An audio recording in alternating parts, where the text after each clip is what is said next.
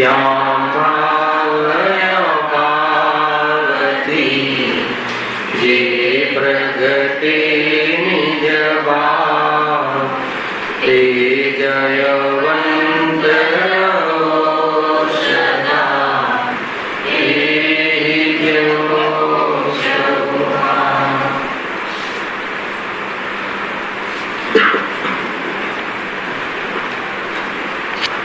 श्री मोक्ष मार्ग प्रकाशक ग्रंथ से अपने बीजाधिकारों पर स्वाध्याय चाली रहे थे। मूल बात ये है कि मिथ्यात्व ने अनंतानुबंधी कशायना भावपूर्वक मोक्ष मार्ग नो प्रारंभ थाय छे। कषाय ने परद्रव्य में एकत्र बुद्धि तूटी गई है, जेने मिथ्यात्व नो भाव कहे थे। वासना में अनंत कषाय मिथ्यात्व से प्रेरणा वाली कषाय नो भाव थी गए थे। कुल मळीने मोक्ष मार्ग नो प्रारंभ थाय। पछी जे कषायो रहे छे ए कषायनो क्रमथी अभाव थता चारित्रनो विकास थाय छे अने पूर्ण चारित्र थी जता जे मोक्ष ने प्राप्त थाय छे। अहींया आपणे मौनी कर्मना उदयमां जीवनी केवी अवस्थाओं थाय छे ना टॉपिकना अंतर्गत पेज नंबर 42 पर जे क्रोधादि ना उदयमां जीव केवी प्रकारनी चेष्टाओं करे छे ये चर्चा समाप्त थया पछी ए क्रोधादि 4 प्रकारना छे। एमां अनंतानुबंधी क्रोध अनंतानुबंधी चौकड़ीनी चर्चा आपणे विशेष करी चुक्या छीए। हवे अप्रत्याख्याना वेळी आज 4 भेद पड़े छे कषाय शक्तिना धार पर। केवा लेवलनी कषाय शक्ति छे ए हदनी कषाय शक्ति निकળી गई કે જે મિથ્યાત્વની સાથે અનંત પદાર્થોને રાખવાની જે ભાવ વાસના એ તો નીકળી ગઈ। महापापનું કારણ એવું અનિતિ અન્યાય અભક્ષ એવા પરિણામ તો નીકળી ગયા, છતાં પણ ચારે કષાયોની પ્રવૃત્તિ ન્યાયપૂર્વક તો રહે છે। ઇન્દ્રિય 5 ઇન્દ્રિયના વિષયનો ભોગ એનું સેવન એવા પરિણામ પણ ન્યાયપૂર્વક રહે છે। આ થઈ ગઈ દશા अनंतानुबंधी कषायना भाववाळा जीवनी सम्यक दृष्टि असयम सम्यक दृष्टि। गुणस्थाननी वर्ती लईए तो चौथुं गुणस्थान अने बहिरात्मा अंतरात्मा अने परमात्मानी अंतर्गत चर्चा करिए तो जगन्य अंतरात्मा। बहिरात्मा तो जेनी दृष्टि बहार छे ये तो मिथ्या दृष्टि प्योर कषायोमां सुख बुद्धि वाळो जीव तो पण आ तो जगन्य अंतरात्मा एनी स्थिति एवी स्थिति रहे छे कि कषायनो अभाव नहीं थयो परंतु न्यायपूर्वक कषायनु परिणमन छे, अन्यायपूर्वक कषायो निकળી गई छे। लोक संगत परिणाम रहे छे एम के मुझे टूंकमां।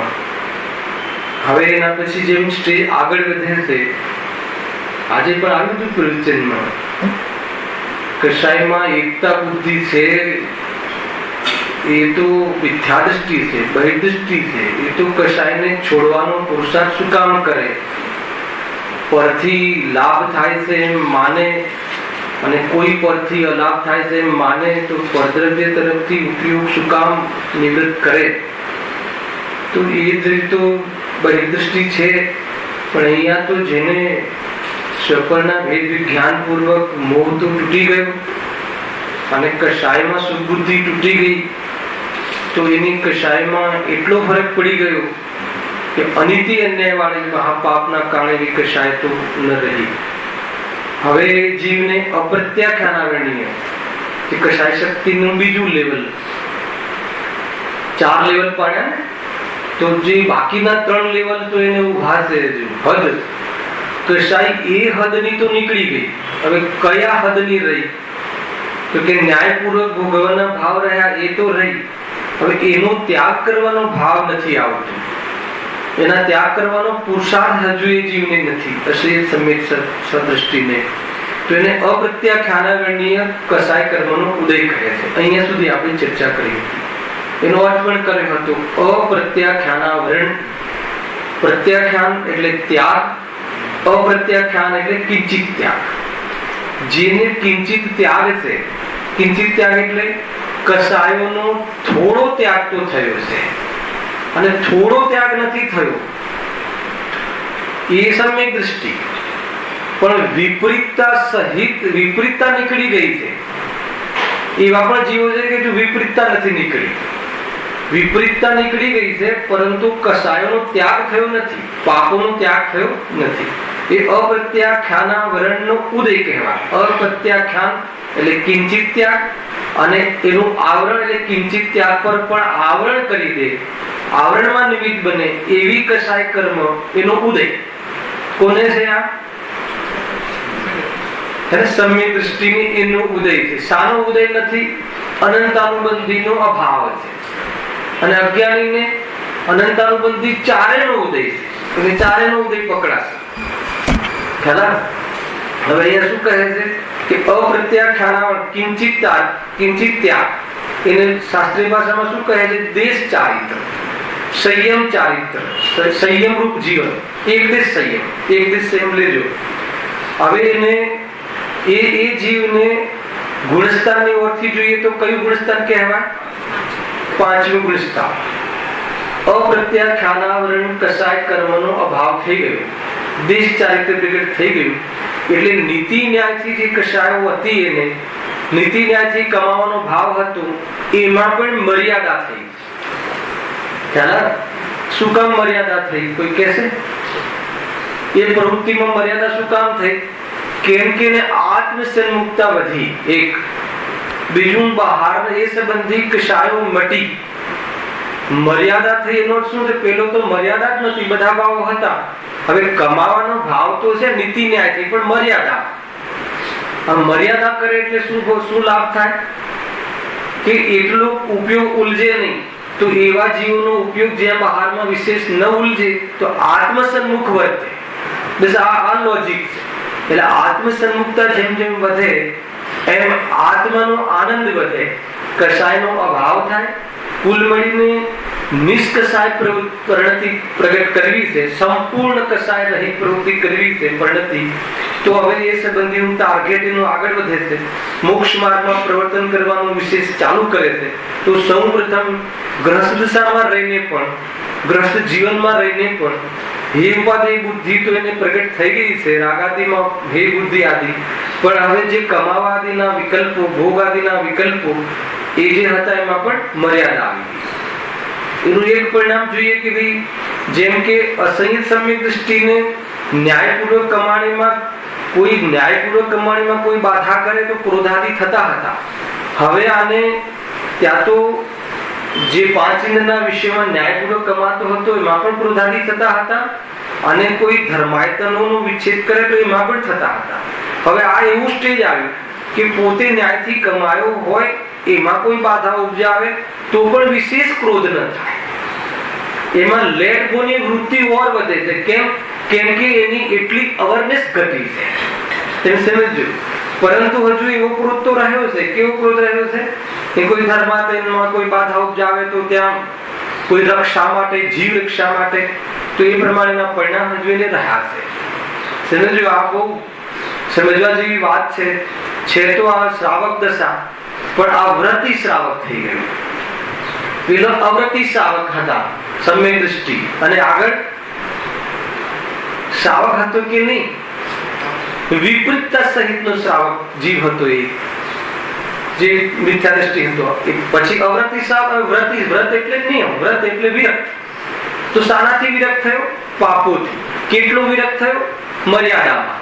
કેટલો નથી થયો? પૂર્ણ રીતે નથી થયો.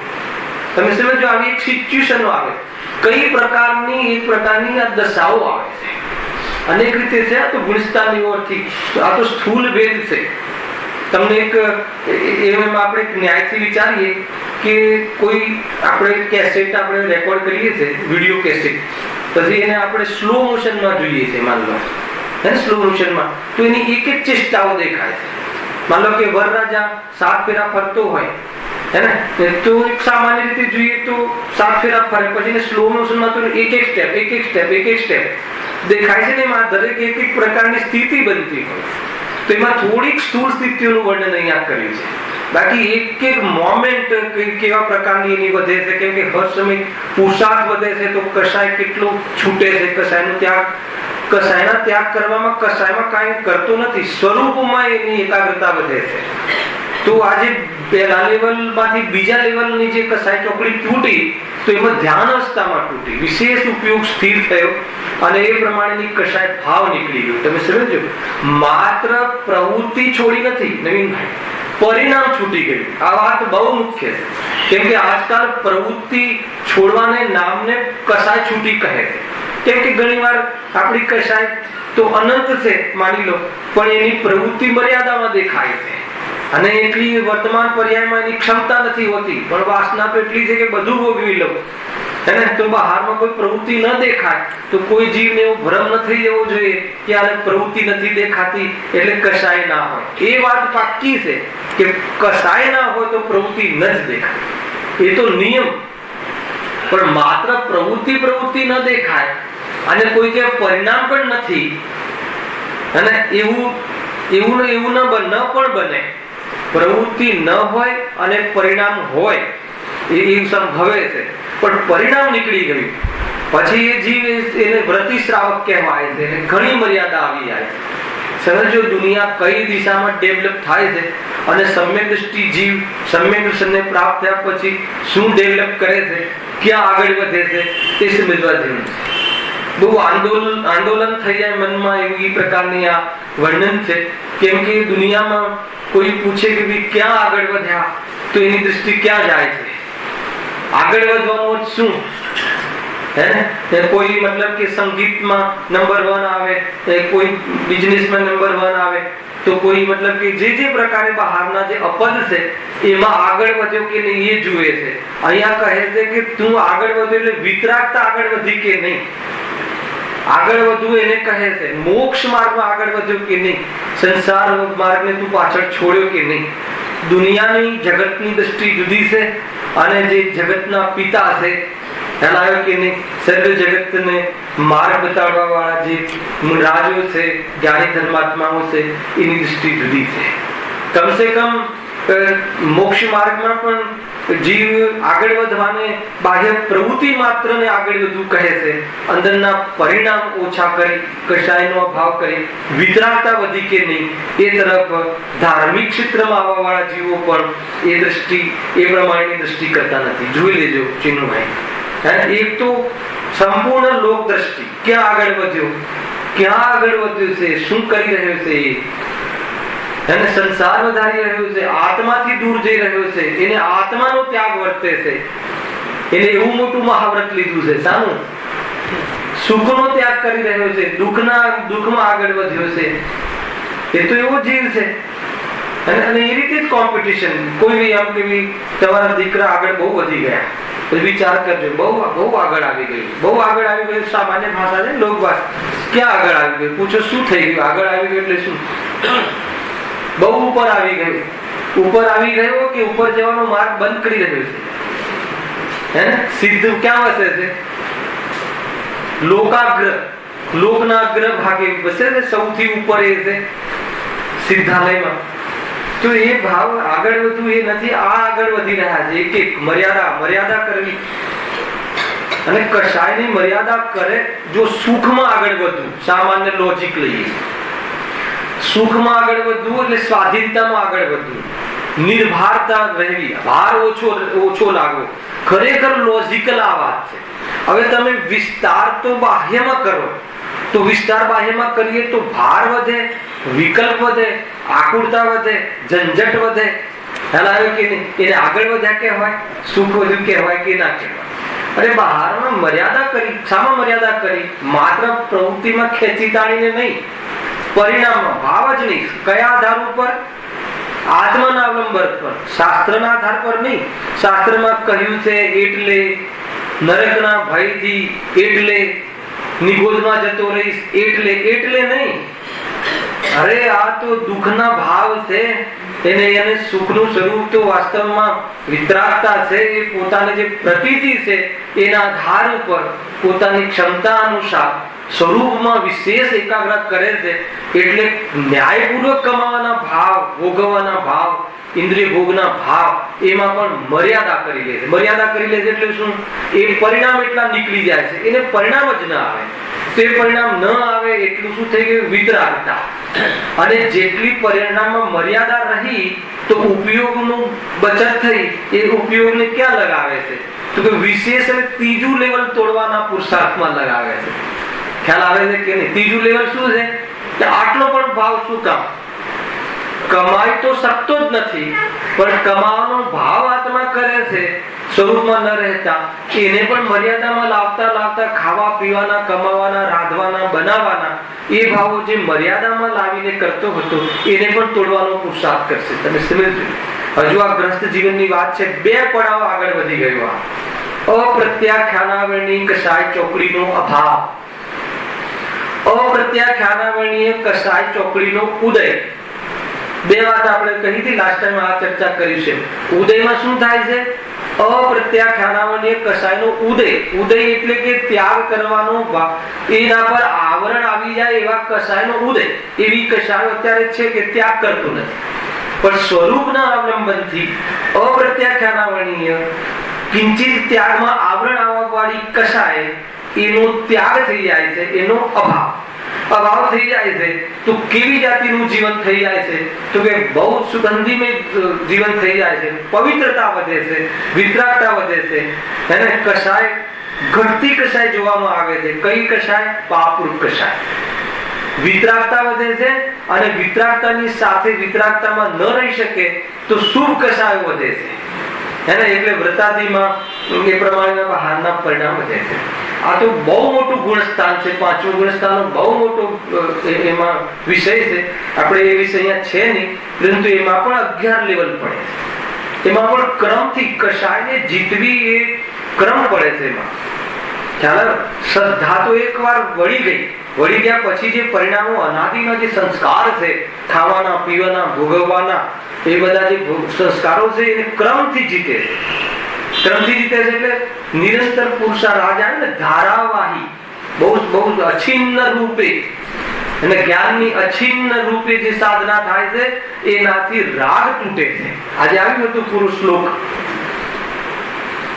એને સંવર અધિકાર છે ને, જે શુદ્ધને જાણે, શુદ્ધ આત્માને અનુભવે, એ શુદ્ધતાને પ્રાપ્ત થાય. શુદ્ધતાને પ્રાપ્ત કરે છે. આત્માને અશુદ્ધ અનુભવ કરે તો અશુદ્ધ આત્માને પ્રાપ્ત થાય છે, અને આત્માને શુદ્ધ અનુભવ કરે તો શુદ્ધ આત્માને પ્રાપ્ત થાય છે. સંવર અધિકાર, પોતાને ગરવું. 7 તત્વોની અંતર્ગત લઈએ તો આ કયું સંવર તત્વ, કયું તત્વ પ્રાપ્ત થયું? સંવર. આ 4થું અને 5મું ગુણસ્થાન પર સંવર તત્વ. સંવર તત્વમાં ગુરુદેવ એક શબ્દ બોલ્યા હતા, ખબર? શું બોલ્યા હતા? કે એને કસાય કર્મનું રોકાવું, એમ કહ્યું. એનું નામ સંવર, કર્મની ઓળખ. અર્થાત એવી કસાયનું રોકાવું. જો 2 શબ્દ બોલું છું, આજે સાંજનો અધિકાર છે તમારે 9મો ત્યાં. દ્રવ્ય સંવર ને ભાવ સંવર. તો દ્રવ્ય સંવર શું છે? કે કર્મનું અટકવું. કયા કર્મનું અટકવું? અનંત સંસારનો બંધ થાય એવા મિથ્યાત્વ અને અનંતાનું બંધન રૂપ કર્મનું અટકવું. અને જીવની ઓરથી ભાવ સંવરમાં અસ્થિ નાસ્તિ છે, એમાં 2 કે એવી કસાય નથી આવતી, વાસના જ નથી રહી, એ રીતે એ ભાવનો અભાવ રહેવો, એ સંવર અટકી જવું, અને અસ્થિથી સ્વરૂપની શુદ્ધતા પ્રગટ થવી, વિતરાગતાનો અંશ પ્રગટ થવો, એ સંવર તત્વ. આ ચતુર્ગુણસ્થાને સંવર તત્વ પ્રગટ થયું. પરંતુ હજુ નિર્જરા બી સાથે પ્રગટ થઈ, પણ નિર્જરા હજુ એની પૂર્ણ નથી થઈ, અને સંપૂર્ણ કસાયનો ભાવ થયો નથી. આ તત્વની ઓળખી છે ચર્ચા. ઘણી રીતે ચર્ચા આપણે આની સાથે બધા વિષય જોડીએ છીએ. અંતરાત્મા, બહિરાત્મા, પછી ગુણસ્થાન, અનેક રીતે ચર્ચાઓ છે. ઘણા બધા વિષયો એક સાથે અહીંયા આપણે આને લઈ રહ્યા છીએ. તો આ 5મું ગુણસ્થાનમાં શું થયું? સંવર તત્વ. અર્થાત તો સંવર તો પ્રગટ થઈ ગયું. હવે સંવર તત્વ પ્રગટ થઈ ગયું પછી શું? કે શુદ્ધિની વૃદ્ધિ થઈ રહી છે. શુદ્ધિની વૃદ્ધિ એટલે વિતરાગતાની વૃદ્ધિ, વિતરાગતાની વૃદ્ધિ એટલે આનંદની વૃદ્ધિ. અહીંયા સુધી તમે વાતને લઈ લેજો સમજવા માટે. આનંદ કેમ વધે? સ્વરૂપમાં ડૂબે તો આનંદ વધે, અસ્થિતિ. બીજું કસાય ઘટે તો આનંદ વધે. હવે કસાય ઘટે તો આનંદ વધે અને કસાયનો અભાવ થઈ જાય તો આનંદ પૂર્ણ થઈ જાય. આ એક લોજિક, બસ આ રીતે વિકાસ થાય. તો આનો કસાય ઘટ્યો. કયો ઘટ્યો? પાપ ભાવમાં જે ત્યાગ નહોતું એનો ત્યાગ કર્યો. દેખો કથન તો આ રીતે કહેવામાં આવશે કે પાપના કાર્યો ઘટ્યા. હવે બતાવો કઈ રીતે? તો કાર્યની ઓળથી કોઈ બી પરિણામને બતા, મારા પરિણામ અંદરમાં નથી, એ બહારની પ્રવૃત્તિની ઓળથી બતાવવાનો વ્યવહાર છે. ખ્યાલ આવ્યો કે નહીં? કઈ રીતે બતાવો? મુનિરાજ ને 3 ચોકડી કશાયનો અભાવ છે, સકલ સંયમની છે. કેવી રીતે બતાવો? કે બહારમાં પાપ પ્રવૃત્તિ અને પાપ પ્રવૃત્તિના નિમિત્તો અને પાપ પરિણામ ત્રણે નથી. કેમ કે પાપ પ્રકારની પ્રવૃત્તિમાં દુકાન, મકાન, ઘર है ना, એમાં જ આરંભી પ્રારંભી હિંસા. ઘર હોય તો કચરો કાઢશે, ઘર હોય તો કાઢશે કે ઘરનો રાગ હોય તો. પણ બોલવામાં આ રીતે આવશે, ઘર હોય તો. આરોપ આપીને કથન છે, શોર્ટકટ કથન છે. પણ સમજવાનું શું છે? આપણે હજુ આટલો રાગ બાકી છે. પણ કથન આ રીતે આવશે કે હજુ ઘર છે ને એટલે. પણ બહુ સમજવાનું શું? હજુ આટલો રાગ છે એટલે. પછી સમજવાનું શું? કે આ રાગ પણ મટવો જોઈએ. શું કામ મટવું જોઈએ? કેમ? આકુરતા નથી લાગતી. આકુરતા નથી લાગતી તો મિથ્યા દૃષ્ટિ. આકુરતા એમાં લાગે છે, રાગ આકુરતા રૂપ લાગે છે તો સમય દૃષ્ટિ. અને રાગ આગળ ઘટતો જાય છે 2 ચોકડી પ્રમાણ તો વ્રતિ શ્રાવક, 3 ચોકડી પ્રમાણ ઘટી જાય છે તો મુનિરાજ, અને 4 ચોકડી પ્રમાણ ઘટી જાય છે તો અરિહંત. ખ્યાલ આવે કે ના આવે? આ બધો ક્રમ પડે છે. કોઈ કહે કે આજે જ ઘર જુદું અને ઘરનો રાગ છોડવા જેવો છે અને તરત જ છૂટી જાય તો બહુ સરસ, શાબાશ, એટલો પુરુષાર્થ થઈ જાય તો બહુ સરસ. પણ નથી છૂટતો જેને, એને ક્રમથી આ રીતે છૂટે છે. આ એક પ્રશ્નનો જવાબ મળે છે કે ભાઈ જયારે ઘર મારું નથી, ઘરના આત્મા જુદા છે તો રાગ, તો કે અનાદિના સંસ્કાર છે ને, એમ જલ્દી નથી છૂટતા. અરે તમને આજ ભવે ધનેશભાઈ, તમે 15 વર્ષ એક ઘરમાં રહ્યા હોય ને અને પછી બદલ્યું ઘર, તો કઈ વખત ત્યાં જતા રહીએ છીએ? 15 વર્ષના સંસ્કાર ખાલી. એને ત્યાં ભૂલથી પહેલો વાર ચડી પણ જઈએ, અરે કે આ તો આ વેચી દીધું છે, આપણે તો બીજી ઘણી વાર બને છે ભૂલ. તો જયારે 10-15 વર્ષના સંસ્કારમાં ભૂલવું કઠિન છે, તો અનાદિના જે સંસ્કાર છે એ તમે કહો કે શ્રદ્ધાની સાથે જતા રહે, શ્રદ્ધા થાય પછી જ જશે, એ વાત તો પાકી છે. કઈ શ્રદ્ધા? આત્માની શ્રદ્ધા, સમ્યક શ્રદ્ધા. જેને શ્રદ્ધા નથી થઈ તો એ તો અંત જ નથી, એને તો કશાય. પણ એકવાર શ્રદ્ધા થાય, વિશ્વાસ આવી જાય, પ્રતીતિમાં આવી જાય, તો હવે ક્રમથી તૂટશે અથવા તોડશે, એમ બોલો તો એ ચાલે. અને ભાષા કઈ પણ વાપરો, પણ ક્રમ આ રીતે. એટલે ઘણી વખત બહારથી કે ભાઈ થોડું વ્રતાદિ કરો. વ્રતાદિ કરો એટલે શું? એ રાગ છોડો. રાગ શું કામ છોડવો છે? તો કે બહુ દુઃખ, બહુ આકૃતા. જેટલો રાગ વધારી, રાગ બહારમાં વિસ્તાર શું કામ કરીએ છીએ? ઉપયોગને બહાર દોડાવીને બધું પ્રાપ્ત કરવાના. કેમ? કેટલો રાગ છે. રાગ જ છૂટી જાય તો પછી શું કામ કરે? જે સચિત સંબંધી લોકમાં પણ જે ચિત્ત સંબંધી રાગ છૂટી જાય છે, હે ને, એ સંબંધી આપણા વિચારો નીકળી જાય છે. એ સંબંધી ઉપયોગની વ્યસ્તતા નીકળી જાય છે અને એ સંબંધી દુઃખ પણ મટી જાય છે. જોઈ લેજો. તો સંપૂર્ણ રાગ મટી જાય તો કેવી મજા પડી જાય. ખ્યાલ આવે છે કે નહીં? આ રીતે આપણી લોક ભાષામાં, આપણી ઘરની ભાષામાં એ રીતે વિચાર કરવો જોઈએ. ભલે શાસ્ત્રીય ભાષામાં તમને બહુ બુદ્ધિ ના ચાલે તો ન ચાલે. ખ્યાલ આવે? મતલબ મારી મછલીને કોઈ બહારમાં મર્યાદા કરવાની વાત નથી. આનંદથી, વૈરાગ્ય એટલે આનંદ. કયો? આનંદથી. કેમ કે એ જીવને બહારમાં આવે. બહાર એટલે શું? કસાય. બહાર એટલે કોઈ પદાર્થમાં નહીં, બહાર એટલે ઉપયોગનું કસાયમાં વેપાર કરવો. ખાવાના ભાવ, આ ભાવ, તે ભાવ. ખ્યાલ? હવે એનાથી એમાં કસાયમાં જલે છે આજે. તો હવે એને નિષ્કસાય ભાવની પ્રતીતિ છે, સ્વાદ પણ છે, એટલે કસાયમાં મર્યાદા લાવે છે, ખાવા પીવાના ભાવમાં ત્યાગ કરે છે. પરંતુ એ ત્યાગમાં પણ 11 સ્ટેજ પડે છે, 11 પડીમાં કહે છે. ગુરુદેવ પડીમાં શબ્દ વાપરે છે, અને આપણે અહીંયા શાસ્ત્રમાં પ્રતિમા, સ્થાનકવાસી આદિમાં પડીમાં કહેવાય છે. પડીમાં કહો ને પ્રતિમા. પ્રતિમા એટલે ભગવાનની પ્રતિમા નહીં, પ્રતિમા એટલે પ્રતિજ્ઞા. ખ્યાલ આવે કે નહીં? પણ પ્રતિમા કેમ કહે છે કે આ જેમ આ વિતરાગતાની પ્રતિમા છે. ખ્યાલ આવે? પ્રતિમા એટલે કહ્યું ને એની છાપ. પ્રતિમા જે કહીએ પ્રતિમા છે, એની છાપ છે. તો જેમ જેમ વિતરાગતા વધે તો આ ત્યાગની મૂર્તિ છે. પ્રતિમા એટલે મૂર્તિ, ત્યાગની મૂર્તિ છે ને. ત્યાગની મૂર્તિને જીવ નમે છે. સંસારી જીવો ત્યાગની મૂર્તિનો મહિમા કરે છે, અને જેને ત્યાગ વર્તે છે એ મહાન છે. દુનિયામાં એક પણ વસ્તુની જરૂર ના પડે, કેટલો મહાન, કે ઘણી વસ્તુઓ એ મહાન. શું લોજિક છે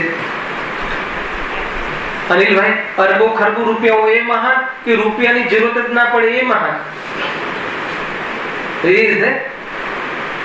રૂપિયા ના હોય એ મહાન એ નથી કહેતો, રૂપિયાની જરૂરત ના પડે એ મહાન.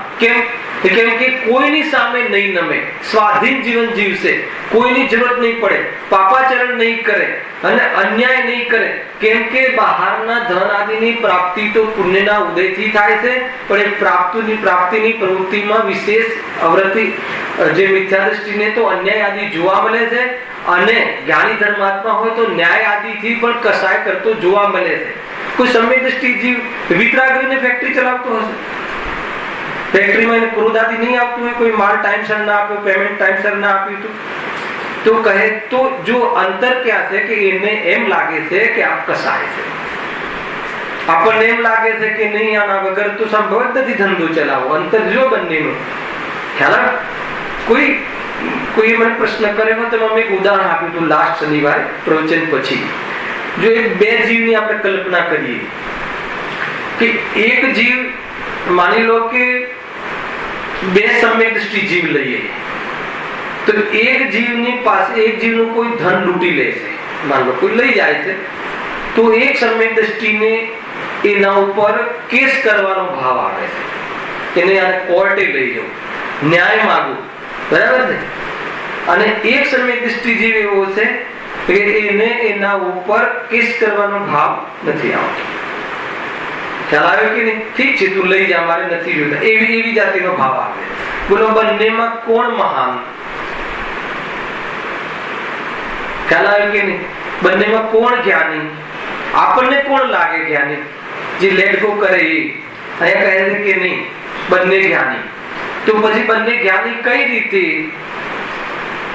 એકને જે એના પ્રત્યે બચાવવાનો ને દયા ભાવ આવે છે, એને એ ભાવ ઔદૈક લાગે છે, એ ભાવનો મહિમા નથી આવતો, એ ભાવ છોડવા લાયક છે એમ દ્રષ્ટિ છે.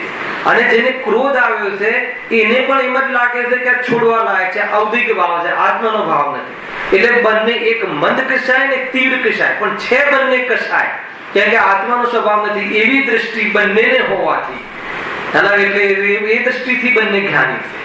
આપણે બહારના પરિણામથી જોઈએ છે, ખરેખર બહારમાં તો કઈ ઉલઝવા જેવું છે. એ વાત જરૂર છે કે બહારની કશાયો મંદ પડે અને પછી અભાવ થાય, એ વાત નક્કી છે.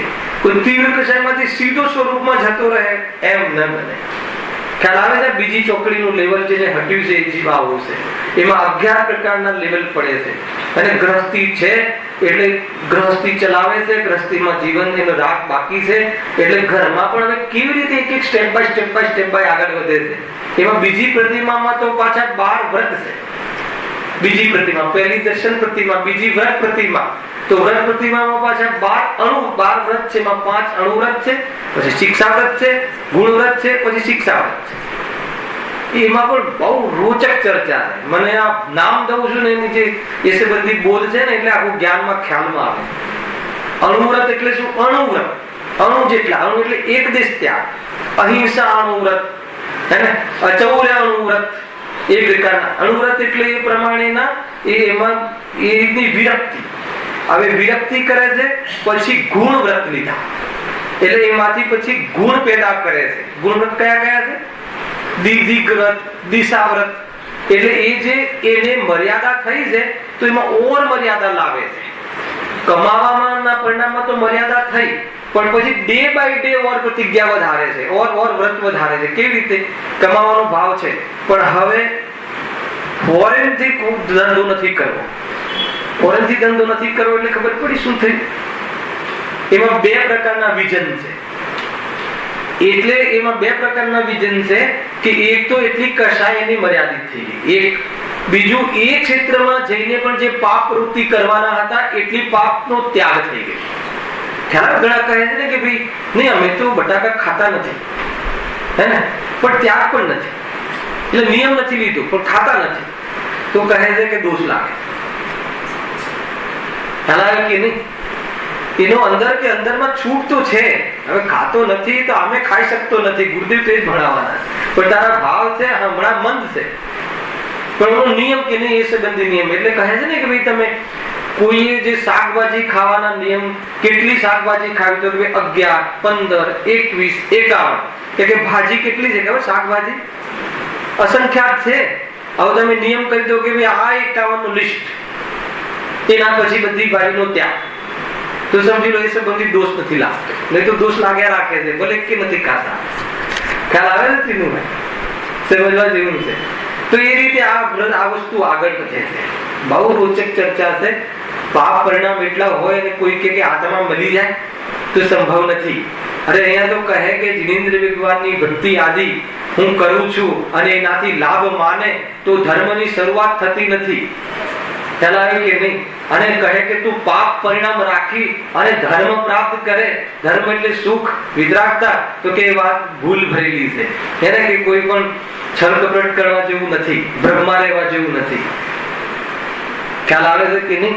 પાપ પરિણામમાં ઉપાદેય બુદ્ધિ તૂટીને પાપનો ક્રમમાં અભાવ ન થાય તો કેવી રીતે આત્માની સન્મુખ જશે? એમાં તો ઉલજી જાય છે ને ઉલજી જાય છે ને એમાં કદાચ એને દાઢે લાગી ગયું. દાઢે લાગી ગયું એટલે શું?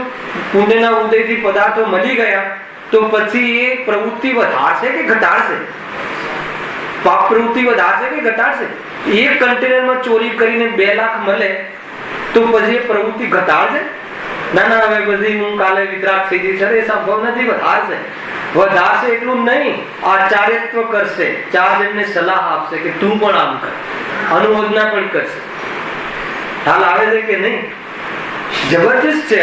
આ તો આચરણ વિજ્ઞાનની સાથે અનુભૂતિને સંબંધ છે. કેમ કે આફ્ટર ઓલ તો ચારિત્ર ધર્મ છે. સ્વરૂપમાં લીન રહેવું એ ધર્મ છે અને સ્વરૂપની શ્રદ્ધા થવી એ ધર્મની શરૂઆત છે. અને એમાં લીન થવું, અને લીન થવા માટે કષાયોનો અભાવ થવો જરૂરી છે. અને કષાયના અભાવમાં પહેલા ક્રમ પડે છે કે તીવ્ર પાપોનો અભાવ થાય છે અને એની મર્યાદા આવે છે. એ સીધું કોઈ આત્માથી પરમાત્મા બની જાય એવું આત્માનું કોઈ એવી કોઈ વિધિ નથી કે આવી ગમે એટલી ઓળખાણને એપ્રોચ હોય સિમંદર ભગવાનથી કે ગુરુદેવથી, તો એ વાતમાં બ્રહ્મા નહીં રહેતા. એને ત્યાં દેવગતિમાં જશું ને ગુરુદેવની પાસે સાંભળીને, અરે એવું કાંઈ નહીં થાય. એપ્રોચ તો આત્માથી કરવાનું છે, પરિચય તો સ્વભાવનો કરવાનું છે, અને પરિચય કર્યા પછી સ્વભાવને સમર્પણ થઈ જવાનું છે.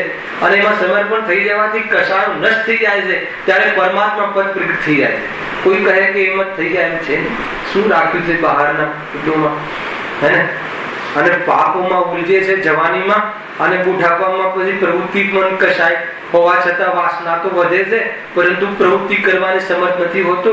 જીવ એટલો અંદરમાં દુઃખી થઈને મરે છે કે જય કેન્દ્રિયમાં જઈ પડે છે. અને વળી પાછું એમ, હે ને, ગઈકાલે અમારે 12મી કથા ચાલતી હતી, એમાં વૈરાગ્યની ગુરુદેવે વાત જબરજસ્ત વાત કહી. અરે એવા અપરિચિત શરીરમાં જન્મે છે. અપરિચિત શરીરમાં એટલે ખબર ખ્યાલ આવે? માની લો કે આપણે દીકરી છે ઘરમાં, અને 18 વર્ષ આપણે ત્યાં મોટી થઈ. સમજો, સાંભળવા જેવી વાત છે. પછી એને જે કુટુંબમાં મોકલવામાં આવે છે તો આપણને કેવી લાગણી કે કેવા લોકો હશે, આપણે તો ઓળખતા પણ નથી, અને એવો પરિચય બી તો નથી ને જેવો આપણા ફેમિલીનો હોય, અને ત્યાં મોકલવાની છે તો પણ કેટલા આપણે ડરીએ છીએ. તથાપિ એ મનુષ્ય છે, જૈન છે, મંદિરમાં આવે છે એટલો તો પરિચય છે. પણ હવે તું આત્મ સાધના ન કરીશ તો એવી જગ્યાએ જન્મીશ કે તને પરિચય જ નથી.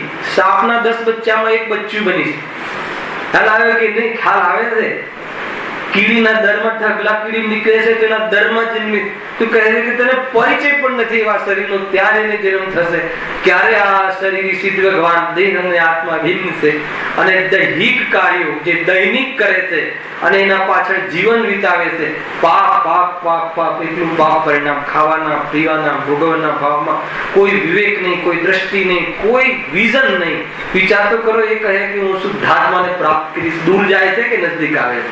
સમજવા જેવું છે. કોઈ બધી જીનવાણીની કોઈ વાત એમ જ લખવામાં આવી છે એમ નહીં સમજતા. ખ્યાલ આવે છે? અરે 11 પ્રતિમાના સ્વરૂપનો એક અલગ ક્લાસ લઈએ ને અનિલભાઈ, તો આપણે ધન્ય થઈ જઈએ કે જીવન આવું છે. ઘરમાં રહીને પણ વિતરાગતાનો વધારાનો અવસર છે.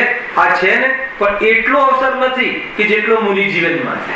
પણ જેટલો થઈ શકે છે, જેટલી લેવલમાં, જેટલી મર્યાદા અને ઉત્કૃષ્ટમાં ઉત્કૃષ્ટ થઈ શકે છે, એ જીવન ઘરમાં રહીને પણ કેમ નહીં? શું કામ નહીં? ખ્યાલ આવે છે કે નહીં? શું કરી લઈશું બહારમાં, મતલબ એ પ્રમાણેના પરિણામથી નિવૃત્ત નહીં થયા તો આ મેં જીવન પૂરું થવાનું છે, તો ખાઈ પીને મરીએ, તમને શું વાંધો છે? ખ્યાલ આવે કે નહીં? જીવ આ રીતે કહે કે ભૂખ્યા મરી જવું એના કરતા ખાઈ પીને મરવું. એનો અર્થ શું છે ખબર છે? ક્યાં જશે એ જીવ? તો આ બધું છે, કઈ નથી એમ નહીં. આત્મા અને દેહ જુદા છે એમ કરીને બેસી રહીએ તો એમ કઈ નહીં લાભ થાય.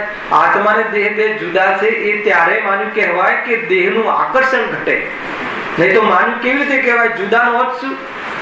જે વસ્તુ જુદી છે એનું આકર્ષણ ઘટે છે કે નહીં?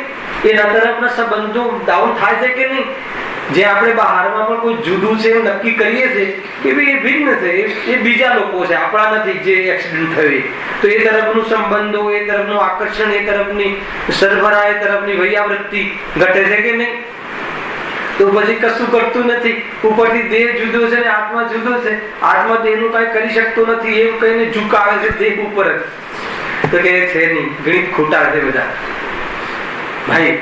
આત્મદર્શન પછી આત્માનું દર્શન જેને થઈ ગયું હોય, આત્માની સેવા, સેવન, એની સન્મુખતા એ વધારે કે દેહની સન્મુખતા, દેહ પ્રવૃત્તિ વધારે? ખ્યાલ આવે કે નહીં? તો આ ઘટાડે, આ ઘટવાની વાત છે. કશાય મટી કે ના મટી, કશાય મટાડવાની વાત છે. કશાયના ભમંડળમાંથી બહાર નીકળવાની વાત. અરે કેટલો જીવ અંદરમાં નિર્ભાર લાગે અને કોઈ જગ્યાએ કોઈ ચીજની જરૂર ના હોય, આપણે ભોજન જ ના કરવાનું હોય, એ બધું ખાતા જ ના હોઈએ અને સરકાર એના 1000 રૂપિયા કિલો કરી નાખે કાંદાના, આપણને અંદરમાંથી કોઈ તકલીફ નહીં. શું તકલીફ છે? ખ્યાલ આવે કે નહીં? તો એ રીતે અનાજથી જીવન નથી.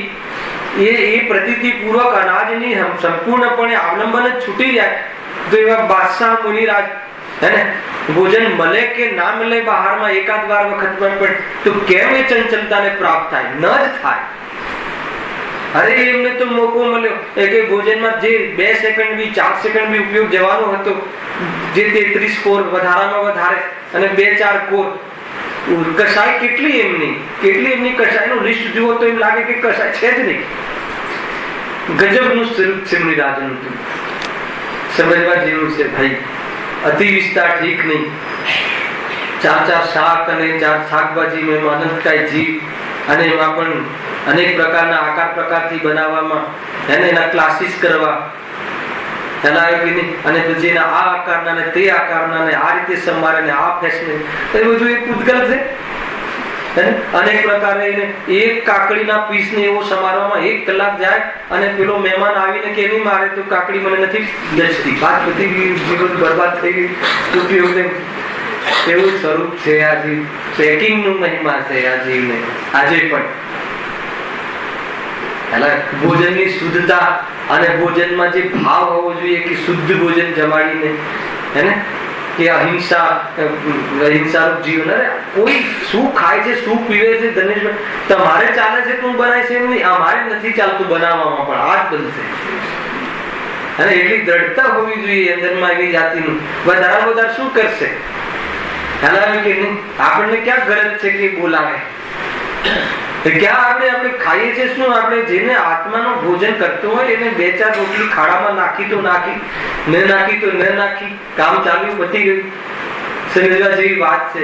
એ રીતની પ્રવૃત્તિ આ તમને હું બહુ જ દેશી ભાષામાં એ જીવની અંદરની જીવનની શૈલી બતાવું છું, જીવન જીવવાની એની કલા. કોઈ મહત્વ નથી. ખ્યાલ આવે છે કે નહીં? એ રીતે છે. એટલે ચિનુભાઈ પર્વોમાં એટલે હું જમવાનું નિષેધ કરું. તમે બધા કહો છો ને કેમ? એટલે જમવા બોલાવે ને જેના ઘરે એના 2 મેમ્બર તો પ્રવચનમાં ના આવે, સૌથી પહેલા કટોતી, તો એ ન ચાલે. ખ્યાલ આવે છે કે નહીં? કોઈ બી વિદ્વાન ન ઈચ્છે કે એના ભોજન માટે જે પ્રવચન છોડે, તો એ ભોજન કેવી રીતે કરે? સમજમાં આવે છે? કોઈ સામાન્ય વાત નથી. ઉદિષ્ટ આહાર છે મુનિરાજ માટે, તો એ ખ્યાલમાં આવે કે આને ત્યાં જે આહાર થયો છે મંદિરમાં ને બુદ્ધિમાં ખ્યાલમાં આવી જાય ને, ભલે પછી બીજા કાંઠથી ના આવે તો ભોજન નહીં કરે મુનિરાજ. એ સામાન્ય વાત નથી ભાઈ. રૂટીનમાં હોવું જોઈએ બધું, જે બી હોય એ રીતે છે. જો ક્યાં વાત હતી? આ તો બધું ચરણાની ઉપર આપી કે બીજી ચોકડીનો ભાવવાળો જીવ છે એનું તમે 11 પ્રતિભાનો જયારે આપણે ચર્ચા કરવાનો અહીંયા અવસર આવશે એવા ખુલાસાબંધ ચર્ચા થશે કે એની કેવી રીતે ક્રમથી કૃષ્ણ ઘટે છે. પછી શિક્ષાવ્રત, અને શિક્ષાવ્રતમાં તો મુનિ દશા તો છે નહીં, પણ એનો અભ્યાસ કરે. ભોજન વગર રહી શકાય છે, એક દિવસ 2 દિવસ. અને મુનિ જીવન એ રીતે તો ખુલ્લક એલક આરિકા મુનિના નજીકની અવસ્થા એક લંગોટ ઉપર જીવન વિતાવું. લંગોટ ઉપર એટલે એટલી વિકૃતિ પણ નહીં પરિણામોમાં, અને બહારમાં એ મેળવવાના રાગ પણ નહીં. અને એટલું નહીં તો પછી કરે શું એ વાત ધ્યાનમાં રાખજો. દરેક જગ્યાએ કહું છું કે ભાઈ તમે રાત્રિ ભોજન છોડ્યું એ તો વાત બરાબર છે, પણ કર્યું શું? અસ્થિમાં કઈ આવ્યું કે નહીં? ખાલી નાસ્તી અસ્થિપૂર્વક રાત્રિ હોવી જોઈએ ને. આ કર્યું ને? શું કર્યું? રાત્રિ ભોજન છોડ્યું, પછી ધારાવાહી સિરિયલો જોઈ. શાબાશ. પછી તો સમય બચી ગયો તો આખું ફેમિલી ધારાવાહી સિરિયલો. અરે કહે છે કે એ છોડી અને ગુણ શું પ્રાપ્ત કર્યો? ખ્યાલ આવ્યો કે નહીં? ખાલી મારી મચડીને 6 વાગે ધમાલ કરીને જમી લીધું, અને પછી એ ભાવ છોડી અને પછી એ ભોજનના ભાવ રાત્રિમાં છોડી નિવૃત્ત થઈ, અને જે સમય બચ્યો એ આત્મ સાધનામાં. અને રાત્રિમાં એટલું હલનચલન પણ ઠીક નથી. લોંગ ડ્રાઈવ ને આ ડ્રાઈવ ને રાત્રિમાં વિશેષ જીવની ઉત્પત્તિ થાય છે. એટલે એ રીતે અહિંસા ધર્મનું પાલન કરો. વિશેષ બહુ પ્રોગ્રામો નહીં બનાવો. આપણે ત્યાં તો બધા રાત્રિ પ્રોગ્રામ બને છે, મળવાના ને મેળવવાના. જૈન ધર્મીને નથી શોધતું. શું કરે? ટાઈમ નથી તો કોઈ વાત નહીં, મળવા જવાનું મુલતવી રાખો, પણ એ ઉચિત નથી. ઠીક છે કોઈ વિશેષ વાત હોય, ઠીક છે બી તો તમારા રાગને લઈને. ધર્મમાં ઠીક છે એમને, શાસ્ત્રમાં એમને ઠીક છે, તને કોઈ હલાવે કે નહીં, પણ જે બીજી ભૂમિકામાં આવી જાય, બીજી ચોકડીના ભાવમાં આવી જાય, એ કષાયના ભાવમાં આવી જાય, તો કહે છે કે એને પછી રાત્રિમાં જીવ જતો હોય તો પણ પાણી લેવાનો ભાવ ન આવે તો ન જાય. તમે સમજો, પાણી ન લે ઠાકરથી એમ નહીં, ભાવ જ ન આવે. આત્મ સાધના કરતો જીવ છે, એને શું છે એમ ખ્યાલ આવે છે કે નહીં? એ રીતે ચોથા ગુણસ્થાનમાં કદાચ એ દાખલ થઈ જાય હોસ્પિટલમાં, પણ 5મા ગુણસ્થાન એ રીતના ભાવ નથી આવતા. એટલે વ્રતિ શ્રાવક કહે છે. અને 5મા ગુણસ્થાનની જે ઉત્કૃષ્ટ અવસ્થા છે 11મી પ્રતિમા, એ તો મુનિ તુલ્ય સંયમી કહી દીધું શાસ્ત્રમાં. આરિકા માતાને વસ્ત્ર છે એટલો જ ફેર છે, બાકી કોઈ ફેર નથી એમ કહી દીધું. છતાં જેટલો ફેર છે એટલો છે. શ્રાવક છે તો શ્રાવક છે, પરંતુ એટલી તૈયાર. કેમ કે આરિકા પણ હોય, ક્ષુલક પણ હોય, એલક પણ, એમાં મુનિ દશાનો અભ્યાસ થાય, આગળ વધે છે. દુનિયામાં દુનિયાની દ્રષ્ટિથી નહીં જો. દુનિયાને એમ લાગે કે આ તો પંગુ છે, આ તો એને રિઝર્વ છે. અરે એને જે લાગવું હોય લાગે. એના લાગવાથી આપણા સુખનો સંબંધ નથી. વધારે પડતું દુનિયા અમે લીધું હતું ને માર્ગદર્શન, દુનિયાને કેવું લાગશે, લોકોને કેવું લાગશે? તો નિરાજ લગ્ન દિગંબર વિતરાગી થતા પહેલા દુનિયાને કેવું લાગશે વિચારી હોત તો કોઈ મહાવીર બનત, કોઈ આદિનાથ બનત, અને કોઈ સિદ્ધવિદ્વાનમાં જાત. તો કહે દુનિયાની દ્રષ્ટિએ એમ નહીં જો, હે ને? એ રીતે ફટકા પડશે નરકમાં તો એ નહીં આવે. અરે તો લોકમાં પણ વાલ્મીકીને પણ કહ્યું હતું કે ઋષિ બની ગયા છે. લૌકિક કથા છે, હે તું ચોરી કરે છે, જેના માટે કરે છે ને જઈને પૂછ્યા તને તકલીફ આવે તો તારી સાથે આવશે, કોઈ આવવા તૈયાર નથી. તો સ્વરૂપ એવું જ છે, આવવાની ઈચ્છા રાખે તોય આવી શકતું નથી. લોકોમાં એવી કથાઓ થઈ ગઈ, ત્યારે પછી રામાયણ ભણે છે ને ઋષિ બની જાય. આપણે ત્યાં તો બહુ ઉત્કૃષ્ટ વાતો છે કે ભાઈ ક્યાં તો કોના માટે દુનિયા શું કહેશે. માનકશામાં લીધું હતું એ સૌથી મોટું આને મતલબ કે એને દુઃખ આ વાતનું છે. માનકશા શું કહેશે, કેવું કહેશે, ખ્યાલ આવ્યો કે રાત્રિ ભોજન નો ત્યાગ કરીએ તો કેવું હોય, પાર્ટીઓમાં ન જઈએ તો કેવું કહેશે. અને એના કહેવાથી શું થશે, કોણ કહે છે તો જો પહેલા એક અજ્ઞાની કહે છે એની વાતમાં શું ફરક પડી ગયો, કોણ માને છે એની વાતને. સર્વજ્ઞ ભગવાન શું કહે છે તને, ભગવાન આત્મા કહે છે. ગુરુદેવશ્રી શું કહે છે તને, ભગવાન આત્મા હે ને વિતરાગતાની પાઠ, શાંતિ સુખનો સાગર. અરે તું ક્યાં કસાયમાં જલે છે, એ કહે છે એ વાતનું કાંઈ નહીં. કોણ કહે છે એની પણ કિંમત એ બહુ મુખ્ય છે. એ જે કહે છે એની વાતની તો કોઈ કિંમત જ નથી, જે લૌકિક જેનો કહે. આ તો જ્ઞાનીઓ કહે છે, આ તો જ્ઞાનીઓની વિતરાગ કથા છે. ગુરુદેવ કહે છે કે આ તો રંગલા રંગલીની કથા નથી, આ તો ભાગવત કથા છે.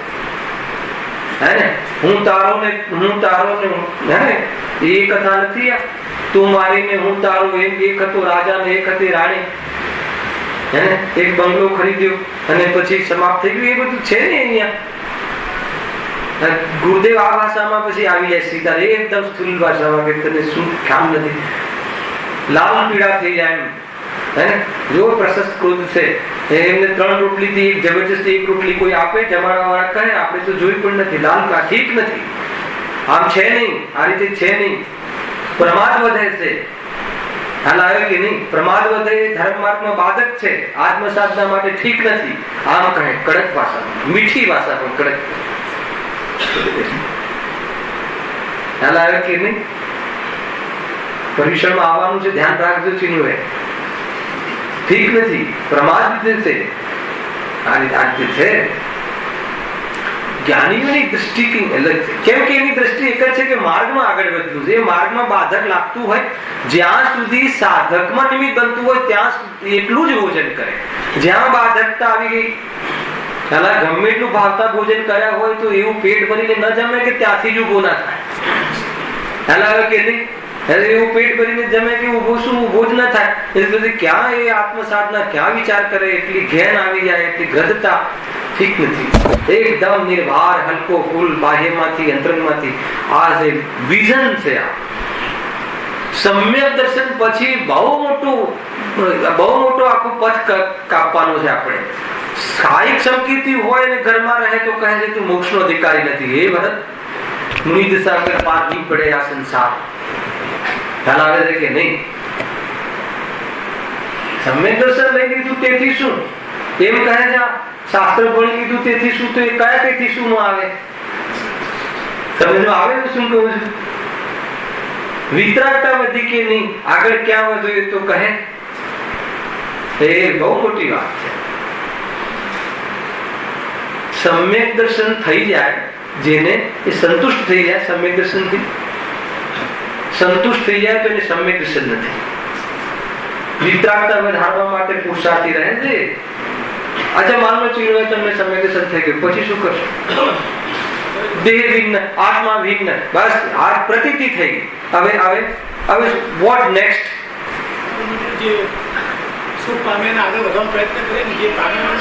તો આગળ ક્યાં વધશો? હે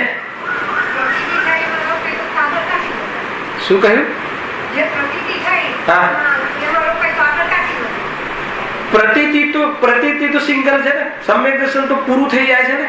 પ્રતીતિ થઈ ગઈ કે આ જુદું, પછી એમાં કોઈ પ્રતીતિ થઈ ગયા પછી એમાં કોઈ મહેનત કરવાની નથી રહેતી, એમાં કોઈ પુરુષાર્થ નથી. પછી તો એ તો પ્રતીતિ ચાલ્યા કરે છે. પણ પછી શું, પછી સમ્યક દ્રષ્ટિ શું કરતા હશે એ જીવ, પછી શું કરતા હશે? તો જેટલે આ સ્ટેજ ચાલુ થાય છે, જે કસાયો રહે છે એમાં અભ્યાસ કરે છે એને મટાડવાનો.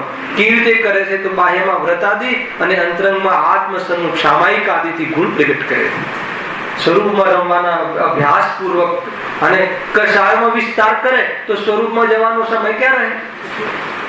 તો એ રીતે કરે છે, એવું કઈ છે ને. હવે તો બસ દેહ જુદા આત્મા જુદા, તો હવે તો આપણે કઈ કરવાનું રહ્યું નહીં, જેમ ખાવ પીવો છે એમ ખાવ, એવું નથી હોતું ભાઈ. એમ છે નહીં સ્વરૂપ. એને તો સમ્યક દર્શન પણ નથી. અરે એને તો સાત તત્વોની શ્રદ્ધા પણ નથી, માર્ગની ખબર નથી. સમજી લો તમે, ચોપડાની આગળ આવી જવું કે શાસ્ત્રની સામે આવી જવું કે સભામાં બેસી જવું એ કોઈ લક્ષણ નથી.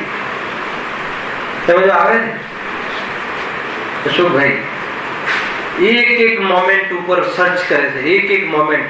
અને ગુરુદેવ આજે કીધું, આ કોઈ પર્યાયનો પક્ષ નથી કરાવતા, પણ પર્યાયનું જ્ઞાન તો હોવું જોઈએ કે હું કેટલું ઉભો છું એ ખ્યાલ ન કરે. ખ્યાલ આવ્યો કે નહીં? તો આગળ કઈ રીતે વધશે? હજુ મને આટલી કશાયો આવે છે એની બહુ મહત્તા નથી. આટલી કશાયો આવે છે તો હવે મારો પુરુષાર્થ. તો એ રીતે અનેક પ્રકાર. એટલા માટે આ 9 વાળ ને આ બધું જે મર્યાદા ને આ વ્રત ને આ બધું જે બહાર એટલે એનાથી વિરક્ત થઈને પછી સ્વરૂપમાં ડૂબે છે. બીજી ચોકડી કશાયના ભાવમાં બહુ મતલબ કે વ્રતી શ્રાવક કહેવાય છે. એ ઉત્કૃષ્ટ શ્રાવક જે ક્ષુલ્લક ઇલક આદિ જે છે હે ને એ રીતે છે. એક લંગોટ હોય ને ઇલક કહે છે ને, અને ક્ષુલ્લક ને એક લંગોટ અને એક ચાદર. પણ ચાદર બી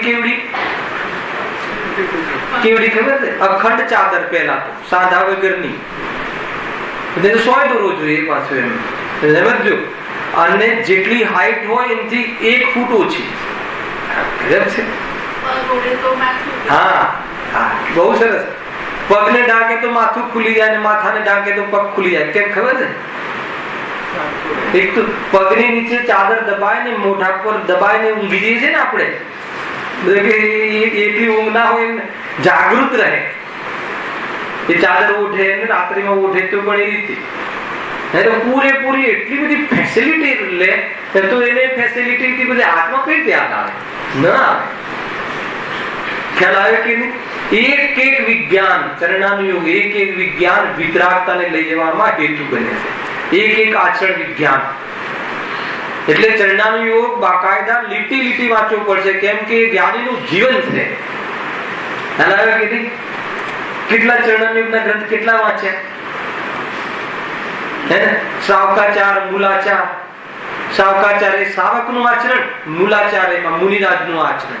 શ્રવણ પદ્ધતિ અને શ્રાવક પદ્ધતિ. શ્રવણ સંસ્કૃતિ અને શ્રાવક સંસ્કૃતિ. શ્રાવકની શું સંસ્કૃતિ છે, શું જીવન છે, શું જીવન એ તો આપણને ખબર જ નથી. તો ક્યાંથી? અને ખબર નથી તો ખબર કરવા માટેનો ભાવ પણ તો નથી, તો કઈ નહીં પડે. આ શ્રવણ, આ શ્રાવક સંસ્કૃતિ ને શ્રવણ સંસ્કૃતિ, જે સંસ્કૃતિને પ્રાપ્ત થવું છે હે ને એનું નોલેજ હોવું જોઈએ. અને જે સંસ્કૃતિમાં આપણે જીવી રહ્યા છીએ એનો એક નિયમ આપણને ખબર હોવી જોઈએ. એના જ્ઞાન વગરની પ્રવૃત્તિ કેવી રીતે છે અને ખરેખર છે શું એ બધું કે પર્યાય વિતરાગ પર્યાયનો વેશ છે. એનો અંતરંગ અને બહિરંગ વેશ બંને યથાર્થ ના હોય તો કહે છે કે એ પરિણતિ ધાર્મિક ક્યારે ના હોઈ શકે. ખાલી બહારમાં વેશ હોય અને અંતરિંગ પરિણતિમાં ખાલી ખમ હોય એ તો કાયદમ નથી. અને અંતરિંગ પરિણતિ વધે અને બહિરંગ વેશનો પલટો ના આવે એમ બને નહીં. ખ્યાલ આવે છે કે નહીં હર્ષદભાઈ? મને એવું લાગે છે કે ચરણાનુયોગ બી ચલાવવું જોઈએ અહીંયા. કે ઘણી વાર એક પ્રશ્નો આવે ત્યાંથી આપણને ખ્યાલ આવે કે ચરણાનુયોગ ને આ લોકો બધા આપણે બધાની વાત છે, મોક્ષ વાળા બધા જે છે એ બધા ચરણાનુયોગ ને શું સમજે છે? જડની ક્રિયા, વંદનું કારણ. તો ચરણાનુયોગ કોને કહે છે ખબર છે? પેલા સ્વરૂપમાં લીન રહેવું, અકશાય પરણવું, ચરવું. ક્યાં ચરવું? કોને ચરવું? ઉપયોગ આત્મામાં લીન રહેવું. એ લીન થવું એનું નામ ચારિત્ર છે. એના વગર કર્મનો ક્ષય થતો નથી. સમ્યક દ્રષ્ટિને જેટલા સ્વરૂપમાં લીન થઈને જે 47 પ્રકૃતિનું બંધ વિશુદ્ધિ થઈ ગઈ, એના પછી બાકીની જે પ્રકૃતિ છે અને એ બી શુદ્ધોપયોગમાં થઈ હતી. હવે શુદ્ધોપયોગ નહીં કરે તો એક કર્મ હટતું નથી. એક કર્મ એના પછી એ સ્વરૂપમાં લીન થયું. અને સ્વરૂપમાં લીન થવા માટે કષાયથી નિવૃત્ત થવું. અને કષાયના નિવૃત્તના સ્ટેજ છે. આ એક સ્ટેજ છે. હઠ પણ નથી અને હઠાગ્રાહી છે કે ન એ શિથિલતા છે. એ રીતે છે. તો એ પ્રમાણે આ માર્ગમાં આગળ વધાય છે. આગળ વધવું છે કે નહીં ભોગીભાઈ કેટલા આગળ વધ્યા એમ પૂછે તો, કસાય કેટલી ઘટી, વિદ્રાક્ષા કેટલી વધી, એમ એ રીતે. બીજી ચોકડી જો આપણે વાંચીએ છીએ, જે કસાયના ઉદયથી, જે કઈ લેવી છે હવે બીજી ચોકડી, ઉદયથી આત્માને દેશ ચારિત્ર પ્રાપ્ત ન થાય. હવે તમને સીધો ખ્યાલ આવશે. દેશ ચારિત્ર પ્રાપ્ત ન થાય એટલે એક દેશ પણ ત્યાગ ન થાય, અપ્રત્યાખ્યાન, એક દેશ પણ ત્યાગ ન થાય, જેથી કિંચિત પણ ત્યાગ ન થઈ શકે. આપણે અર્થ આપ્યો છે, કિંચિત પણ ત્યાગ ન થાય. પણ છે જ્ઞાની. જ્ઞાની કેમ કે દ્રષ્ટિ સમ્યક. દ્રષ્ટિ સમ્યક નથી તો જ્ઞાની પણ નથી, સમજ્યો? પરંતુ ત્યાગી નથી. ત્યાગીમાં અંતર છે, જ્ઞાની અને ત્યાગી. ખ્યાલ આવ્યો? જ્ઞાની જ ત્યાગી થાય છે, કે જ્ઞાન પ્રત્યાખ્યાન છે. ખ્યાલ આવે કે નહીં? કયું જ્ઞાન? સમ્યક જ્ઞાન, ભેદ જ્ઞાન, આત્મ જ્ઞાન, અનુભવ જ્ઞાન, સ્વસંવેદન જ્ઞાન, ભાવશુદ્ધ જ્ઞાન. હાજર જ્ઞાન, જાણકારી વાળું જ્ઞાન નહીં, શાસ્ત્રની જાણકારી વાળું જ્ઞાન નહીં. એ તો પૂર્વ ભૂમિકા છે, એકદમ પૂર્વ ભૂમિકા. એનું પણ મહત્વ છે. શાસ્ત્રની જાણકારી પૂર્વક, આપણી મનોગત કલ્પના પણ નહીં, અન્ય સંપ્રદાય પણ નહીં. શાસ્ત્ર, આગમ, દેવશાસ્ત્ર, ગુરુ અને પરમાત્મા સર્વજ્ઞ. તરત જ ગુરુદેવ સર્વજ્ઞ ભગવાનની ભક્તિ કરે ત્યાં પ્રવચનમાં. અરે આ વાત તો સર્વજ્ઞ સિવાય કોઈ કહી શકે નહીં. અન્ય સંપ્રદાયમાં તો છે જ નહીં, નામ આપીને કહે. શ્વેતાંબર સંપ્રદાયમાં તો આ વાત છે જ નહીં. દિગંબર સંપ્રદાયમાં આ વાત છે ખરી, પણ દિગંબર સંપ્રદાય વાળાઓને પણ આ વાતની ખબર નથી. ગજબ ગજબ, હે ને? અરે સર્વજ્ઞ ભગવાન ને કહેલી આ વાત છે. આ શું થયું? ભક્તિ થઈ. અન્નમ ભક્તિ થઈ, ભગવાનની ભક્તિ આવી હતી. એ કઈ રીતે ભક્તિ થઈ? પ્રભુ આપે મને માર્ગ બતાવી દીધો, અરે મને માર્ગ મળી ગયો, એ મહિમા થયો. એમ ખબર પડી મને કે હવે ક્યાં મારે જવું છે ને ક્યાં નથી જવું. એમ વાત અહીંયાથી ચાલુ થાય. બહુ ઊંચી વાત છે. ત્યાં ને ત્યાં ભક્તિ, અન્નમ ભક્તિ છે. સ્થૂલતા આવી ગયા ને, જે અંદરમાં ગમી વાત, ગમી પણ રહેવાયું નહીં, ઉપયોગ આગળ ના વધ્યો એમ, તો વળી સર્વજ્ઞ ભગવાનની યાદ આવી ગઈ. કેટલી મર્યાદિત કસાયો હોય છે જ્ઞાનીઓને, બહુ ઉલજે નહીં. સમજવા જેવી વાત છે ભાઈ. કસાયો વર્તુળ વધારવા જેવું નથી. લાલચંદભાઈ આ શબ્દમાં કહેતા, વર્તુળ નહીં વધારવું. સૌરાષ્ટ્રની ભાષા વર્તુળ નહીં વધારવું એટલે દર્શન ક્યાં છે? હા, ફેસબુક પર કેટલા ફ્રેન્ડ છે? 500 700 ફ્રેન્ડ છે. એટલું નહીં, પણ ગૌરવ, મારે 500 ફ્રેન્ડ છે. શું કરશે? રોજ પછી સાઈડ પર જવાનું મન થાય, અને પછી એની હિસ્ટ્રી શું છે? એની હિસ્ટ્રી, કયું પાપ વધાર્યું, કયું પાપ ઘટાડ્યું છે? ખાલી પાપ જ વધાર્યું, હવે આ પાપ વધાર્યું. દરેકની વાત છે. ખ્યાલ આવે કે નહીં? અરે એમાં ઉપયોગની બરબાદી છે, અને પરિણામોમાં પાપ વૃત્તિ વધે છે, કર્મનો બંધ આકરો પડે છે, અવસરો જતા રહે છે, ફ્યુચરમાં અવસર નહીં મળે એવી તૈયારી કરી રહ્યા છે. સમજી લેજો. સારી આત્મકલ્યાણની આ મનુષ્ય ભોગ મળ્યું છે એને ખ્યાલ. ગુરુદેવ કહે કે નાણાં મળશે પણ ટાણા નહીં મળે. એક એક વાત યાદ કરો ગુરુની. નાણાં મળશે પણ ટાણા નહીં મળે. ચલ મળી ગયા પૈસા 100-500 કરોડ, પણ આ સમય જતો રહ્યો. ખ્યાલ. તો હવે શું કરી? 100 કરોડ 500 કરોડ થઈ ગયા ચીનુભાઈ, વાંધો નહીં. હવે એ 500 કરોડ મેળવવામાં આત્માને ચૂકીને ઉપયોગ ત્યાં લગાવ્યો હતો. હવે જવાનો સમય આવી ગયો. હવે ભય લાગે આપણને, સંસારનો ભય લાગવો જોઈએ, એ પાત્રતા છે. સમજવા જેવી વાત છે ભાઈ, હે ને? કાલે ત્રીજી ચોકડીની આપણે શરૂઆત કરીશું. ખાલી આ વાંચી લઉં છું. બીજી ચોકડી, જે કસાયના ઉદયથી આત્માને દેશ ચારિત્ર ન પ્રાપ્ત થાય તથા જેથી કિંચિત પણ ત્યાગ ન થઈ શકે, તે અપ્રત્યાખ્યાનાવળ ક્રોધ, માન, માયા, લોભ, રાગ, દ્વેષ છે. એવો રાગ હજુ જ્ઞાની ધર્માત્માને એવો રાગ છે આજીવિકાનો, દીકરા દીકરીઓનો, હે ને, તો એનો ત્યાગ નથી. પણ જ્યાં એનો પણ ત્યાગ થઈ જાય, એમાં એટલે ક્રમ પડે છે, હે ને. કાલે લઈશું આપણે કેવી રીતે ક્રમ પડે છે, લગ્ન આદિમાં જવામાં કેવી રીતે ક્રમ પડે છે. આ ચોકડીનું જેને ન રહી એને ઉલસતો નથી વિસ્તાર, કેવી રીતે સમેટે છે, કેવી રીતે કસાયને સંકુચિત કરે છે, કેવી રીતે ઉપયોગને સમેટે છે. અને ઉપયોગ સમેટે, ઉપયોગ ભારોભાર પોતાના સ્વરૂપમાં લગાવી દે છે, મજા કરે છે, આનંદ કરે છે, આનંદ ધારે. કાલે નીચે સહજાનંદી